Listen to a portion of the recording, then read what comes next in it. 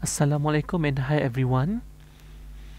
Now we are in lecture 2, the relational model, part 2. The objectives of this lesson is to take a look at the relational keys.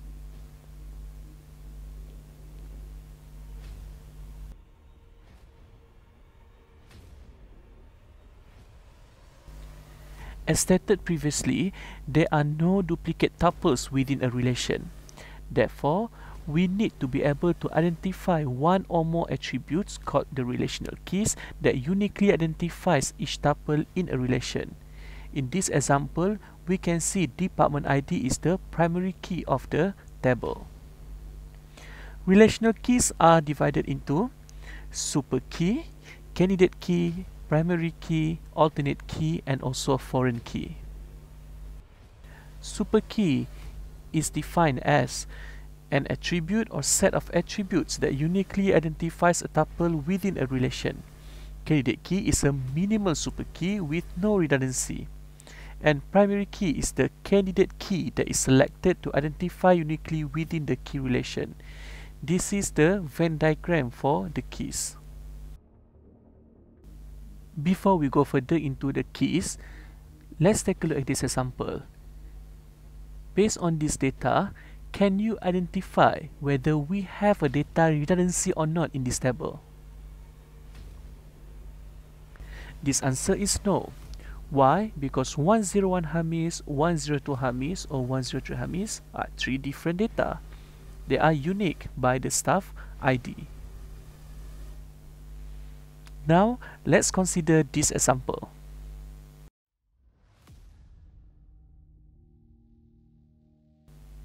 Based on the data in the table, do we have a redundancy? Yes, we have.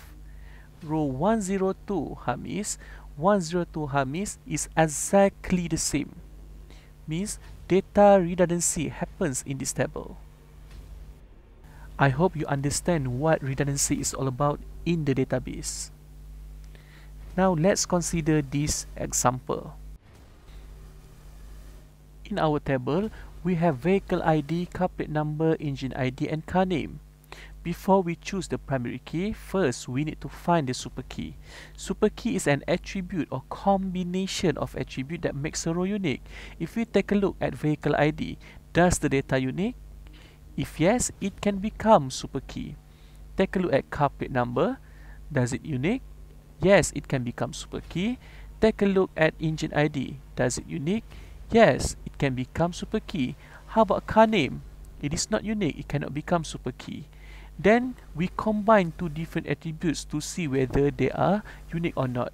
Vehicle ID combined with car plate number, yes, it is unique.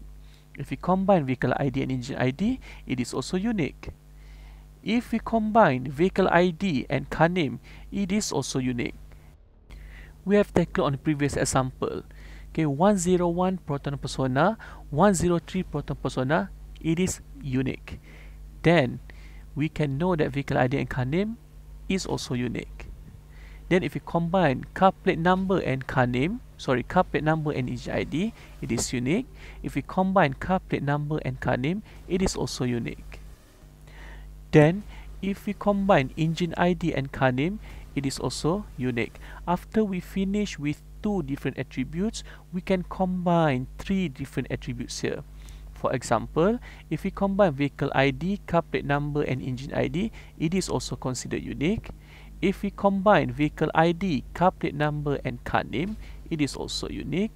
If we combine car plate number, engine ID, and car name, it is also unique. After we have finished combining all the three attributes, we can combine all the four attributes as the last step.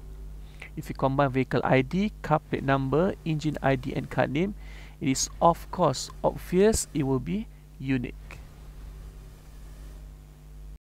So basically, if you have 10 attributes in your table, the last step of super key is to combine all of the 10 attributes to become your super key.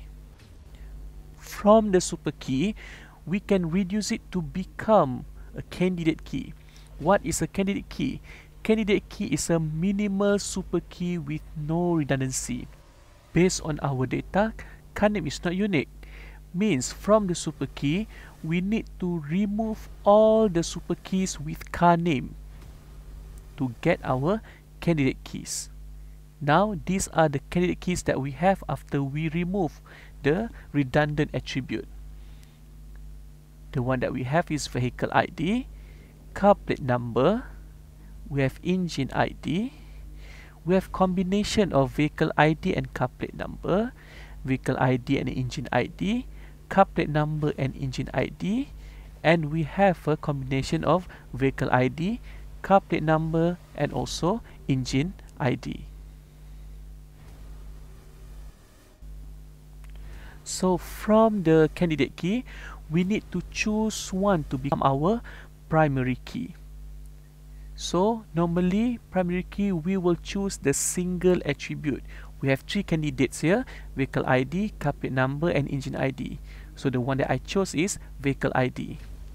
What about the rest of candidate key that are not chosen? They are called as alternate key. Candidate keys that are not chosen as primary key. So these are the list of our alternate key. We have car plate number, we have engine ID, we have combination of vehicle ID and car plate number, vehicle ID and engine ID, and also car plate number and engine ID.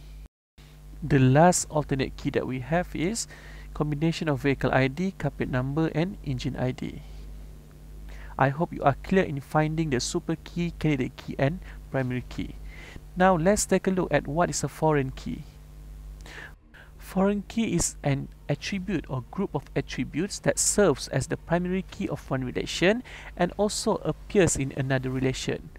In simpler words, we can say foreign key is a primary key of another table. Let's take a look at this example. In branch relation, branch number is a primary key.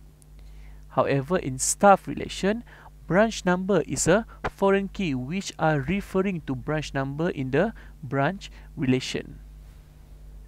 So we have defined all of our relational keys. That's all for now. See you again in the next part.